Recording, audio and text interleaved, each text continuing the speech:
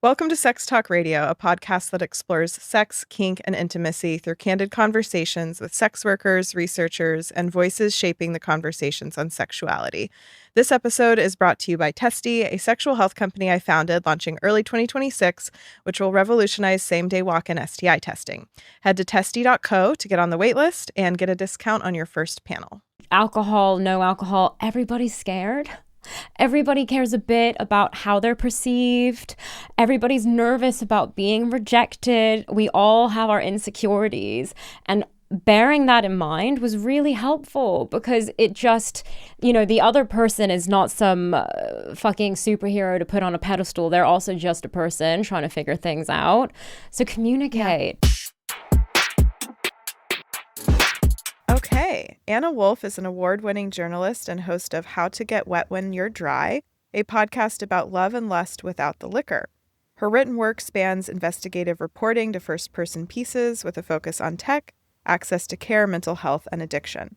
Several years into recovery from both alcohol and an eating disorder, Anna brings personal experience to discussions about relationships and recovery, all with the goal of cutting through shame and stigma with a bit of levity. So Anna Wolfe, welcome to Sex Talk Radio. Thank you. I always feel when someone's reading out an intro to me, the face that you pull when you're opening gifts? I feel like I'm pulling that Thank you for having me. Of course. I think it's important for us to hear what badasses we are. Sometimes we just need other people to read it for us. But I felt the exact same way. We just came from a podcast swap. I was on hers and I felt the same way. But yeah, one of my friends, she is really into teaching women how to brag, like practicing bragging as not like a shameful thing, but like I can do this and not sound like an asshole. So I think that's cool. See, balance is not something I'm fab at, which, we've spoken about before. So doing it without sounding like an asshole, I would love to speak to your friend. Yes. Well, I'm excited to chat with you today. I mean, sobriety is, I think it sounds like a huge part of both of our lives and a big part of mine. It just doesn't always get woven into my podcast because it's not necessarily like a huge part of my audience. But through the cracks come these questions about what does this look like? What does sex and intimacy and dating look like in sobriety?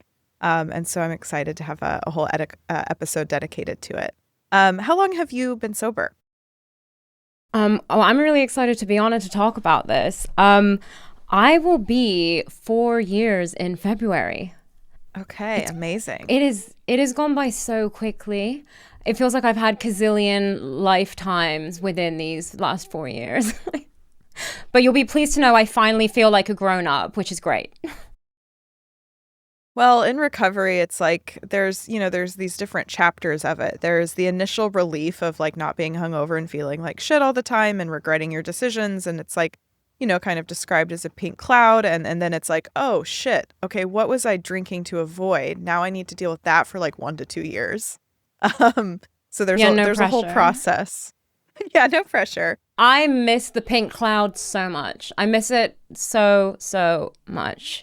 For anyone who's not familiar with the pink cloud, it's basically you get sober and for some reason you just get hit by shit tons of dopamine and it's the best. Like if you're in it, enjoy it.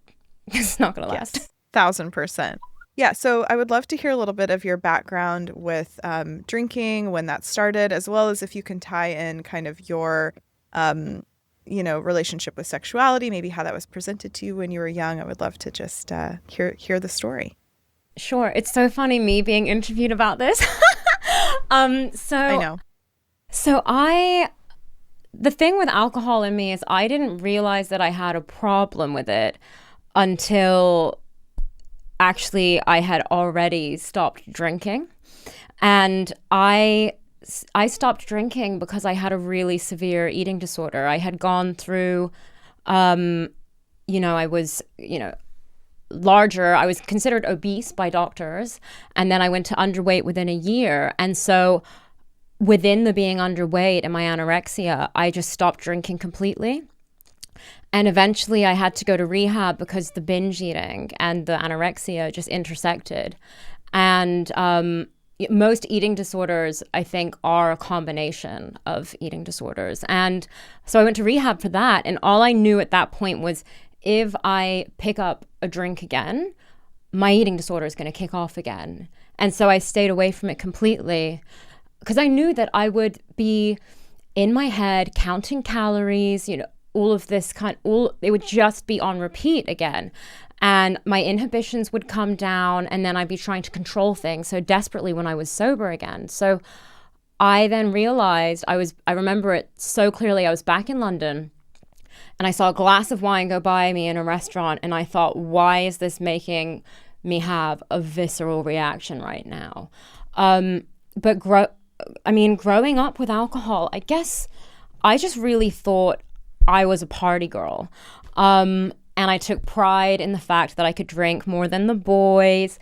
And I was that horrible friend that if I was going down, you were fucking coming with me. And like, I wanted to keep going. And I remember my first drink was in a bathroom at school, and I had a bottle of disgusting petrol vodka and then an apple pie in the other as my chaser. And that was it. And I just... And I just remember this warm feeling that came over me, and it felt like I could finally go.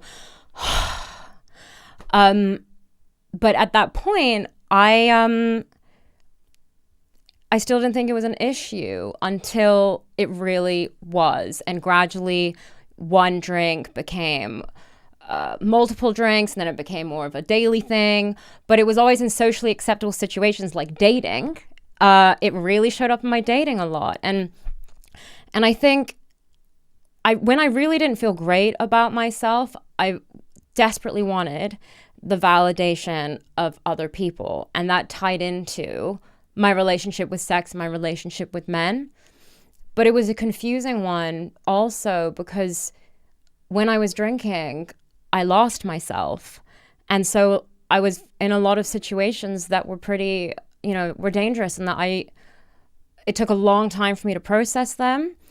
So getting sober and coming to terms with all of that and really making my sexuality mine has been so important to me, because I felt there was constantly this dissonance between me and my body. I had these huge feelings, but at the same time, I just didn't feel connected to my body in the same way I felt like my sexuality was almost taken away from me when I was younger with some stuff happening. And so getting sober has been a real thing of me taking that back. So I guess, does that answer the question? I feel like Yeah, no, that's beautiful. I definitely think sobriety can be a reclamation of our bodies. And, if you're somebody that was like, blacking out with drinking, or things get a little blurry, like I didn't black out a lot, but things were always a little fuzzy.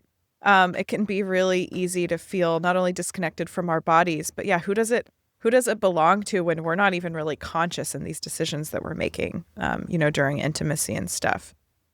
So when you first got sober, when you were in treatment, was that when you remained sober from then on out?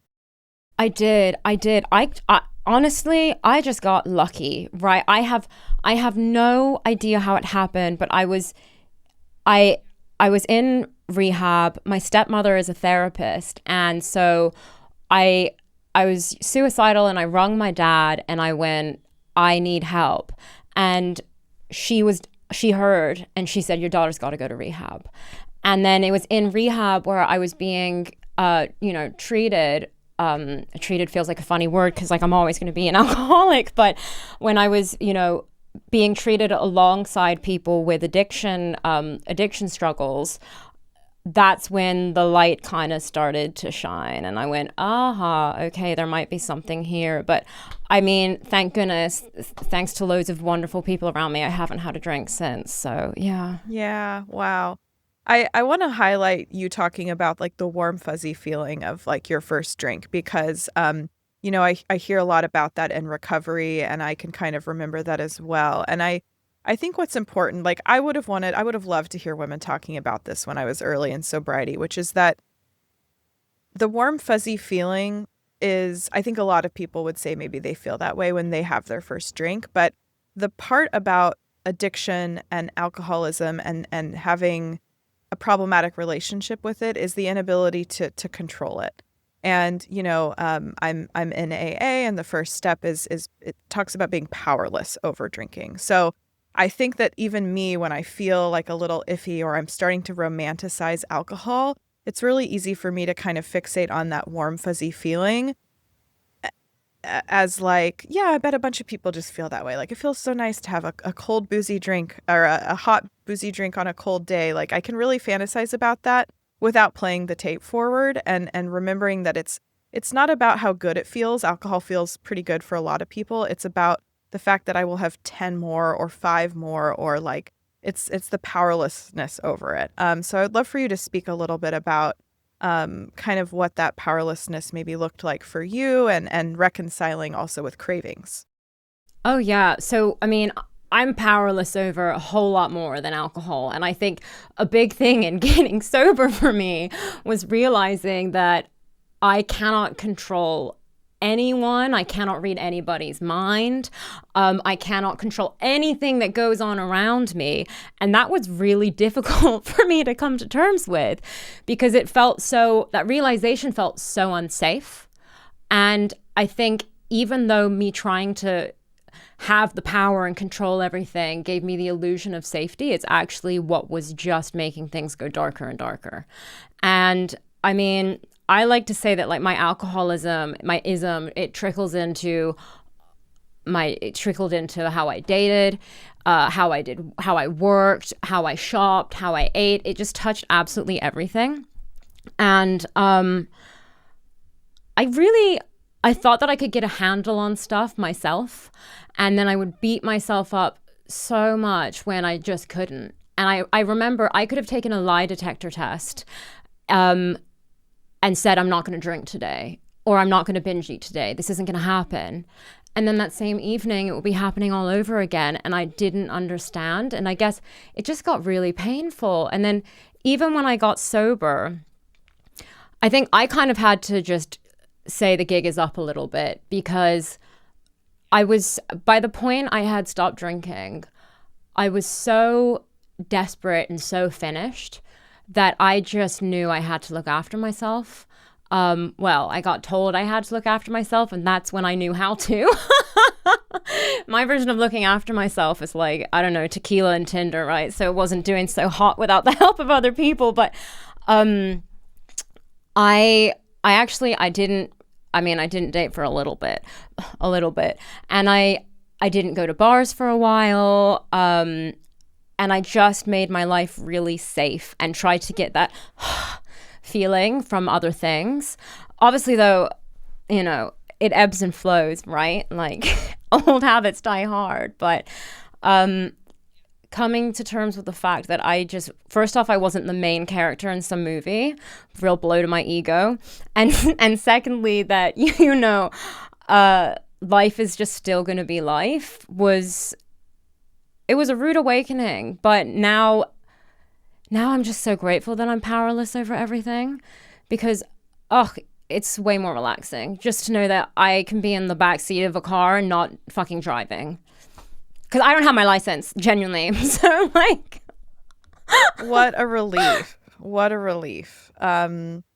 Yeah, I mean, the big book in AA talks about, like, who's the director of the play? Is it you or a higher power? And for me, that's been really humbling. And I find the weeks, like, I'm in a hard week right now with some big girl business stuff and a really exciting opportunity tomorrow to pitch my business. And it's like, I get so fixated on all of the control components of it. And in the hardest weeks, I always forget that I'm a part of something bigger, whether that's my community or my spirituality. Like, it's always when I'm gripping the most onto controlling things that I actually need to, like, see the bigger picture more and know that I'm not in charge of everything.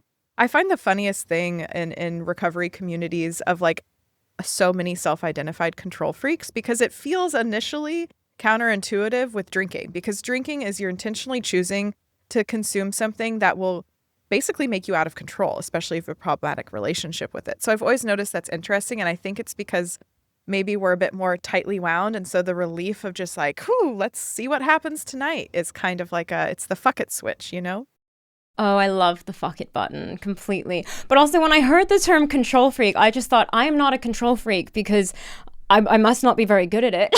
So, like, in the same way, I didn't realize that I was a perfectionist, because it sounds so cute, doesn't it? It's like, I get stuff done. It makes it sound like I have some color coordinated binder on just how to do life. Whereas I was the kid at school writing the answers on my thigh. So it just wasn't, Mm-hmm. Mm-hmm. So switching gears to sexy stuff a little bit, what was your relationship with sexuality growing up? Did you get sex ed? What were your parents conservative? Like, what did that kind of education look like for you? I love this question about sex ed.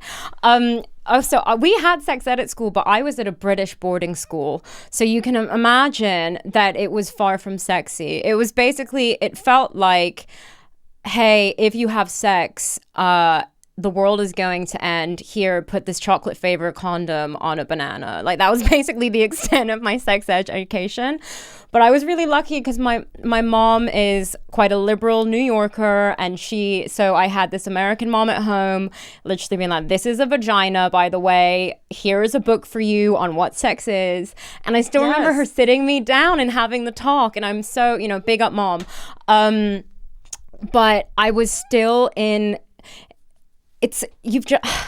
I was in a really odd environment growing up, being at boarding school from the age of 13 years old, maybe even 12. And I'm so aware of the fact that boarding school is a real privilege. But I personally struggled with it immensely. I was miserable at boarding school. And I think I had gone from having this childhood to all of a sudden being thrown into a situation where I was so sexualized, and I hadn't even thought about my body in that way, and all of a sudden I'm this kid just fully aware that I have tits, like, and so it was just I struggled with that immensely. You would get boys calling you a slut if you held somebody's hand or whatever, and so, but then it felt like, this is my currency. This is my currency in order to be liked.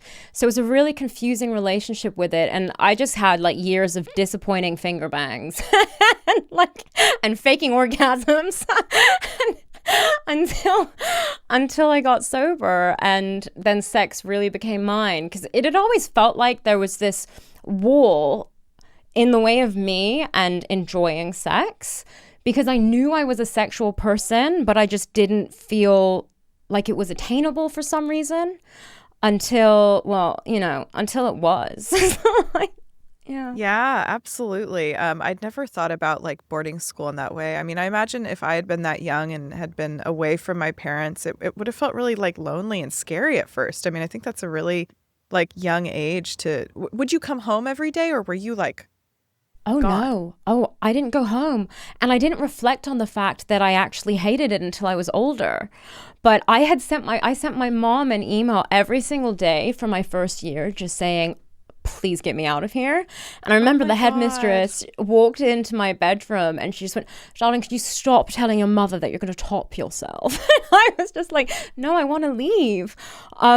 But I guess I just kind of disassociated a bit. And yeah, I still have some of my really close friends from school, so I'm grateful for that. But yeah, I went home like once a month maybe for a weekend.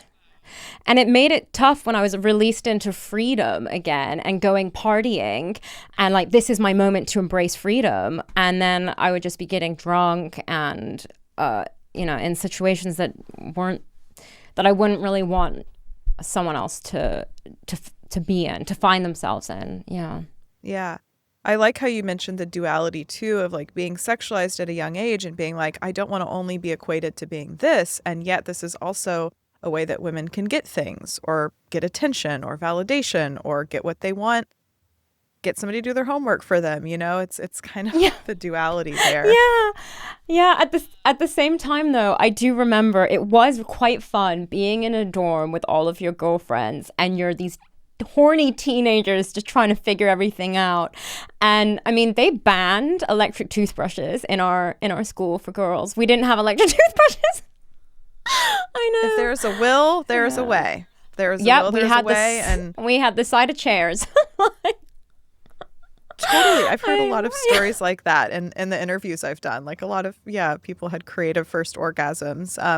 And I mean, for me, reflecting on my sobriety, like before I got sober and kind of had my sexual awakening, sex was much more performative. And I think that that is one of the confusing things about, by the way, I'm very pro porn. I watch porn. I'm not against it. I just think that because it is so performative, and we're watching this happen, like I thought the kind of the goal, because a lot of what I'd seen in porn, like I thought the goal was to please the man and for him to have an orgasm. And so it took me having an awakening and exploring sobriety and getting sober to be like, oh, I actually would like an orgasm during this encounter too. And I think the phenomenon of women faking orgasms is all around us. And I think it also can come from a place of, well, I don't want him to feel insecure. I don't want the partner to feel like they didn't give me an orgasm with their magical dick, which, by the way, 80% of women need, clitoral stimulation. But like, I think that's a huge phenomenon. So I would love for you to chat a little bit about kind of you coming into your own pleasure and the transition from maybe faking orgasms to not. I have so much to say on this because I am not a good actress. I am not a good liar. I did a lot of lying in my drinking and no one ever fucking believed me. So I am 100% sure that the men I was faking orgasms with knew I was faking it. So it was just this weird thing of two people pretending that, I was having the time of my life. But in a weird way, I would love to see a compilation of all of my fake orgasms. Oh my God. But I think, I kind of, because I had an eating disorder and just not liked my body for so long or been connected to it, masturbating and sex became a real act of self-love for me in sobriety. And so within that, I was just like, I'm going to do my body a good service right now. Like, I'm going to give myself a gift. And the more confident I became in, because I could feel my body for the first time too. If people had told me when I was still drinking that if I put a drink down, like my clit's going to be singing, I would have just said, goodbye, booze. But all of a sudden I could feel my body and I was feeling okay in my body because I was, liking myself again. And so it became this exciting thing of exploration and then saying what I wanted, because all of a sudden I had this voice. And I found it really empowering to say, hey, actually, I'm figuring out this is what I like. This is what I want. And I don't think I faked an orgasm since getting sober. Yeah, I don't think I have. Same. Which is same. Look at us go. At us. I just said the same thing. Yeah, exactly. Recovery, baby. I think it's also important that, like, look, I don't want to blanket statement tell women to stop faking orgasms, but I think a lot of it comes from not wanting to like bruise the male partner's ego. And of like, oh no, that was so good on its own that I totally came. And you actually made me have like a visceral memory of like, I forgot how much I did not feel sex when I was drunk having sex. Like, I don't remember it even like feeling that good. It was much more performative. And I mean, when you have that much booze, like there's a reason like why men struggle with erections if they've been drinking heavily, it like really messes with your body and your muscle control and blood flow and everything. So yeah, you just made me have a visceral reaction to remembering how desensitized I was, and then exploring pleasure and sobriety. Yeah, I haven't faked one since. And I also have the wherewithal to say, it's not important for me to come right now. So let's take care of you and move on. Like I can voice that versus feeling the need to fake it. Yeah, I don't know if you have this expression in the States, but in the UK, if someone's been taking drugs and can't get a hard on, we call it pilly willy. I just felt the need to share that. I just felt like I had to. But yes, I mean, of course. with the faking orgasms things, and this is such a dark segue, but I mean, from previously, but I mean, I think I was also scared of men because lots of, there had been sexual assault in my drinking, and there was definitely that fear of men, particularly in a situation where I felt really vulnerable because I still didn't feel in my body. And so that was definitely a part of the faking it for me also, was I don't want to upset him. Yes. Yes. Like upsetting him could lead to violence or, I've spoken about that before on the podcast of this fear of like not using our voices or setting boundaries in the bedroom because of this almost biological thing that we're not aware of we could be harmed if we say something too extreme. Or I've experienced that as a more dominant person in the bedroom of like, what if I say something too intense and they react? It's very vulnerable. It's very scary. And I would urge anybody listening that's newer in sobriety or on their sober curious journey to definitely explore solo pleasure as a huge segue into partnered pleasure. Because, I mean, for me, I felt uncomfortable. You know what the most vulnerable fucking thing is? To be sober, like having an orgasm next to someone. Like that's really vulnerable and intense. And I think that a lot of my booze-soaked adventures were to almost avoid that intimacy and vulnerability. Oh, yeah, because to really have an orgasm, I had to just let go and be in the moment. And letting go and being in the moment are two things that I just really previously couldn't do with my life. So, let alone in the bedroom. And so now it's just almost meditative, I find. Because it is just connecting to myself completely and just making a conscious decision that I am going to be present right now and listen to my body for once. Because I think also as women, we're just taught to ignore our bodies unless it comes to, I don't know, having procedures or doing something so that we are considered to be attractive. You know what I mean? I don't know if I'm doing the topic justice, but yeah. Yeah. So what does dating and intimacy look like for you now, and how do you kind of approach that differently? Oh, I approach it so differently because I think the longer I've been in sobriety, I'm in a different place now. And so at the beginning, I definitely had a sober hoe phase where I was just loving it. I was dating, getting to know who I liked, what I liked, who I was. Like, really, I got so much power and pleasure from it. And then over the last year, I've found myself in a place where I know that I can be a healthy partner and I know what it is I like in a person. And so my intimacy has really changed for me, and that I've kind of found that what I need for a sexual relationship to be pleasurable actually is intimacy, is emotion, is really having something with the other person. And I didn't want to, the idea of being in a relationship that lasted longer than a month used to be terrifying to me. It freaked me out so much. I thought that I wanted it and I would be chasing it, but then I would get it and feel claustrophobic. And then I actually this year had my first ever, lovely longer relationship, the longest one I'd had since I was 20 years old. And a big part of that, which was so difficult initially, was being vulnerable and being fully myself and not doing what I would have done in the past with like playing tests to see if they like me, deflecting, just kind of showing up as me, which sounds so wanky, but it was so scary at first. I remember when I met him, I was terrified by how easy it felt because there weren't these highs and lows, and and just how peaceful and lovely it was. And I initially took that as, this is boring.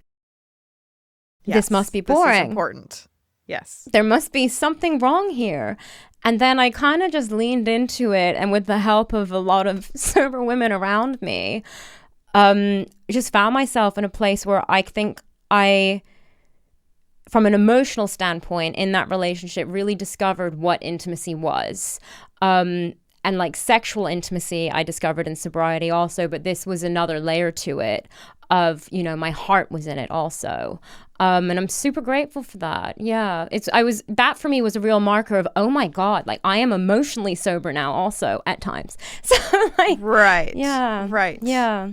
Yeah. I think that there's so many evolutions of this. And, I often really struggle, I think this is a super good point to talk about, is like the more peaceful, healthy relationships can have this kind of initial feeling or ongoing feeling of feeling boring, because there's not like fighting or conflict or, ooh, do they like me? Do they not like me? Like it's somebody showing up securely.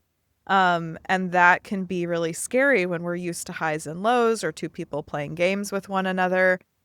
What I've struggled with in situations that sound similar to those is not feeling the sexual chemistry and spark and intensity with somebody as I do when there's a bit of dysfunction. Have you That's so experienced it that? Oh yeah, definitely. I definitely experienced that. I think I kind of made a decision a year and a bit ago that I'm going to date the nice guy. I'm just going to give it a whirl and I'm going to date the nice guy. And then I heard a psychiatrist speak about this on some podcast once, and he was saying that something that can happen for people who have traumatic pasts is they will meet someone really lovely and it feels easy and wonderful, and all of a sudden they're going to have a huge ick. And something about this person is just going to be repugnant to them. But if you push through it, you're going to be in love. And I found that to be the case. I just went, oh, okay. And I don't know, like I found myself in this relationship because it was so many firsts and so many new things. Being more sexually attracted to him than I had anybody before. I mean, I should terms Oh, and wow. conditions this with like we have broken up, but you know, I still like that isn't anything to do with the sex. The sex was fine. Yeah. Yes. Well, and I'm also a big fan of, as long as it was, healthy for the most part. I think it's really important to look at past relationships as such big learning lessons. I think that like a lot of monogamy and the white picket fence shit is just like societally constructed. And I think that there can be a lot of beautiful shorter term relationships. I think that there can be a lot of beauty and learnings in all of the people that weren't the one. And so, I look back on certain relationships and I'm so grateful for them, or, more kinky dynamics I was in of like, hey, we both learned a lot and actually didn't blow up in flames. Some of the extremism and the highs and lows can think that a breakup a breakup equates a shit show or a fallout or somebody fucked up, and it's like there can be so many beautiful learnings too, I think, from certain relationships. This is what it was. I think even a really shitty relationship I had in my first year of sobriety, leaving that gave me my confidence, because it was almost like I was raising a middle finger to all of these situations that I'd been in the past when I really didn't have a choice. And then in this relationship, leaving something, because I used to love a hit and run. If something got difficult, I would leave. Or if something I wanted to leave, I would just self-sabotage so that it got to a point where there was no choice but to go. And then this was a situation where I still loved the person. I was still happy in the relationship, but I just knew that our communication styles were off, and that's something that I need now. Also in order to be sexually intimate with somebody, and that part was missing. And so to end it in a way where I wasn't an asshole and where I didn't hate the person was hard, because I would have usually numbed that stuff in the past. And it was hard, but then it also felt really great to know that I was leaving something grateful for the experience and that good was going to come of it down the line. Definitely. Okay, so you're saying push past the ick if there's what was the ick? I mean, like, unless they're wearing fucking flip-flops. I'm doing like Oh, not the flip flops. I hate a flip-flop. I don't know what it is. But I'd say give it a whirl. I like to say give it 3 dates, unless the guy is being or when whoever is being a total shit stain, and then Yeah. give it a go. I don't know if you've watched Friends, but I think it's Chandler has this like series of things where he writes off these women from the smallest shit, like, oh, the way they wear their hair, oh, the way they hold their fork, and I've been trying to curb that within myself a little bit, of like making these huge decisions and blanket statements and decisions around people that I meet on an app that I've never met, or yeah, I didn't like how they did this one thing on a date. And I think that there is some part of me that is avoiding things and avoiding depth and intimacy, and like maybe it's, what if this is actually like a really great candidate, but there's this little part inside of me that's the sabotager that's afraid to get close, so I'm gonna just blow it up because of this very materialistic thing. Oh, I can still keep a distance from someone with humor. That's the way I deflect. But also, I broke up with a guy when I was younger because I hated his sweater. So you're preaching to the choir here. Like, I really hated his sweater. I just remember looking at it and going, "Nope, I'm sorry, but we're over. It's done here, sweetheart. The gig's Well, up." and then going so far down the path of like, I would never marry somebody that would do this, that would wear the flip-flops, which is like, it's I think it's a control thing to want to think so far ahead of, would I end up with this person, rather than letting it like really play out naturally. Yeah. So there's a, Definitely. yeah. Definitely. And I think I also would, not knowingly date guys where I kind of knew there was no future, because even though it was obvious the situation was going to end, there was safety in knowing what was going to happen. Ugh, we're so the sober dating similarities. Yes, ma'am. Yes, yes. Um, what would you, so we kind of explored this on our other episode that we did together, but I think it's really interesting to talk about libido, and also just curious if you have any advice for, let's say, somebody that's early in sobriety that's really scared that sex is gonna suck now, that they're not gonna get laid anymore because they're not going out to bars. I would love for just some tidbits of wisdom for somebody, maybe not like early sobriety, but somebody that's starting to explore again after in recovery. Yeah. I mean, if you think you're not going to have good sex, that is bullshit. You're going to have the best sex. I know I cannot generalize, Yes. but I thought that I was going to be a nun. I thought that, because also I didn't really know what good sex was. And I kind of touched on, I could finally feel my body. And also because I was having to show up in situations sober that previously I would have needed liquid courage for, my confidence just, grew and grew and grew. And that trickled into how I dated, how I flirted, how I asked for something in bed. And I mean, God, I honestly just really want to put out a public service announcement that sex is going to be so good. It's going to be so good. You're going to fuck. You're going to fuck. Yeah. Yes, you are. And I remember thinking like, and this is the thing about sobriety, is you have to remember that it's like starting over again. Like, you're relearning how to do everything. So like, you're not going to get it right the first time. There's going to be so many learnings. There's going to be a growth curve. I remember feeling really afraid of like, well, how do I have sex? And then I got a question on my Instagram, which was basically, and it felt so like wholesome. It was, how do I kiss? How do I go in for a first kiss in sobriety? And I think all of these questions just really speak to the fear and the anxiety of learning how to do all of these new things without liquid courage. And that's a process. Yeah. And I think what was important for me to hold on to was that alcohol, no alcohol, everybody's scared. Everybody cares a bit about how they're perceived. Everybody's nervous about being rejected. We all have our insecurities. And bearing that in mind was really helpful, because it just, the other person is not some fucking superhero to put on a pedestal. They're also just a person trying to figure things out. So communicate. Yeah. Make a joke of things. Totally. And just overall, I think like sobriety is a really brave, hard thing to do. And it's been wonderful chatting with somebody else talking about sex and sobriety. Where can people find you, and what are you working on?